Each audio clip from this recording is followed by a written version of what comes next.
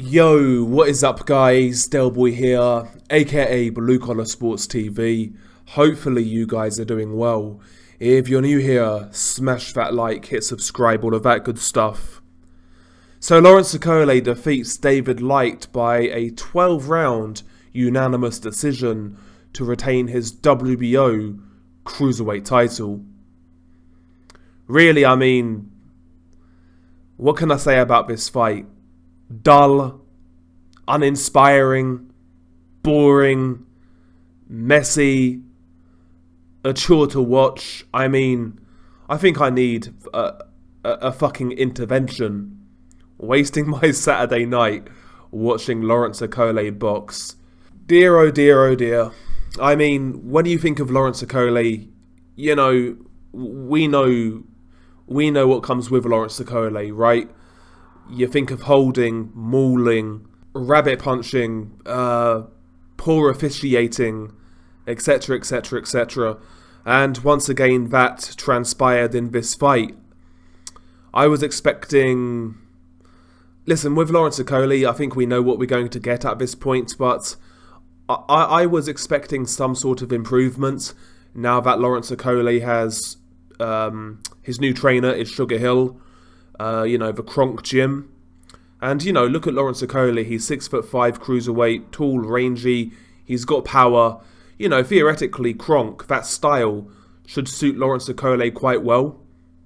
So, I was watching this fight in the hope that Lawrence would be better at judging distance, keeping David Light at the end of his punches, and landing hurtful punches, clean punches. But that wasn't the case in this fight. I mean, first round, Lawrence Okolie came out. More movement than what Lawrence Okolie usually does. He was circling a lot to his right, popping his jab out of the orthodox stance, varying the jab from body to head. He was trying to move more than he usually does, more lateral movement. That was something new. And it was effective, but he still looked clunky doing it, gangly, uncoordinated. But he was, he found the jab quite early on, keeping David Light at range. Every time he threw a right hand, though, he would fall in and fall into the clinch. Every time David Light tried to close the distance, Okolie would kind of hold him, maul him in the clinch, etc. Okolie won the first round. And it was what it was. Rounds 2 and 3, I felt Okolie did a little better in regards to not holding quite so much. He was once again using lateral movement, popping the jab, varying it from body to head. He was also throwing his straight right hand to the body. Again, he was looking gangly, uncoordinated doing it, but he wasn't holding so much. So I could stomach those rounds 2 and 3. And I was wondering then, are we going to see something new here from Okolie? An Okolie who keeps the distance better, who doesn't hold quite so much? The answer to that was a resounding no. After that, I felt, this fight devolved into a bore fest.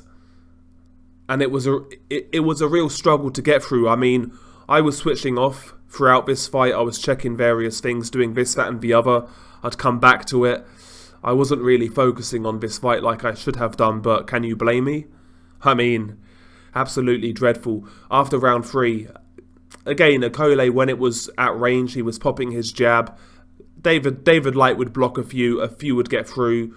Okolie would land the odd straight right hand. David Light would try to close the distance quickly, but every time he did, he was held by Lawrence Okolie, so he kind of resorted to trying to punch in the clinch. That resulted in a lot of rabbit punches by both men.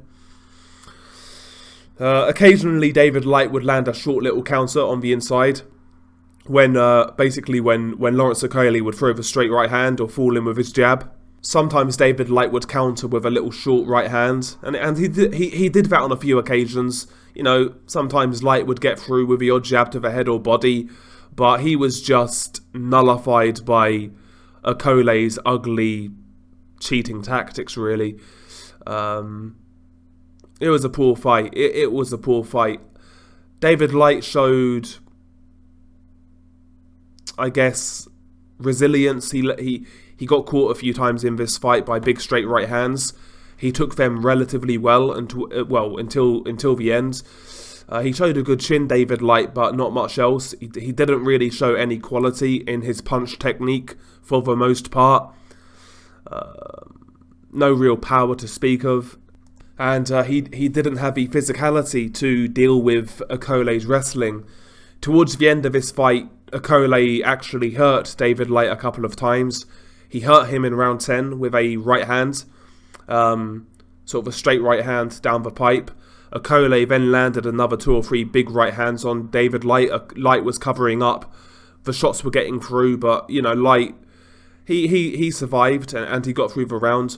Round 11, he got hurt once again. It was an interesting sequence because Okolie in round 11 got a point deducted for, I think it was holding or pushing the head down, something like that. And it's funny, right, when you see these fights, when a guy like Okolie has this reputation of being a fouler, but he's an A-side fighter, we know their reputation, but points only come off right towards the end of the fight, and they only come off in fights in which they are winning. To make it look, it gives the appearance in which that the referee is doing something about the fouling, but in reality he never did. Multiple points could have been deducted from Okolie in this fight. But yeah, he got a point deducted in round 11 for holding or pushing the head down, and then immediately after, Light came in square on, and Okolie landed a massive right hand. You heard the sound of it actually on the broadcast. Really big right hand by Lawrence Okolie. Bigger punch than the 10th round. That hurt David Light. Once again, David Light was rocked, but he got through it. And eventually, got to round 12. Round 12 was uneventful, and he saw out the fight. And yeah, Lawrence Okolie won a unanimous decision. Hard to watch. What else can I say when it comes to Lawrence Okolie? I've given this guy more chances than most, because if he got it right, if he learned to have faith, or if he learned to commit with his jab more, and he was better at maintaining range, he would be a fun fighter. Not even a fun fighter, but he'd just be a lot better to watch with his power, but it looks like that's never going to come. What we have with Lawrence Okolie is more than likely what we're always going to get. Maybe he might be a bit more entertaining at heavyweight because he wouldn't be able to clinch so much, but he's not going to go to heavyweight anytime soon. And yeah, it is what it is. I mean, if I was like a cruiserweight champion, one of the other cruiserweight champions like Jay Okolie, I certainly wouldn't fight Lawrence Okolie in the UK. I just wouldn't. Not because of like being scared of competition or anything like that.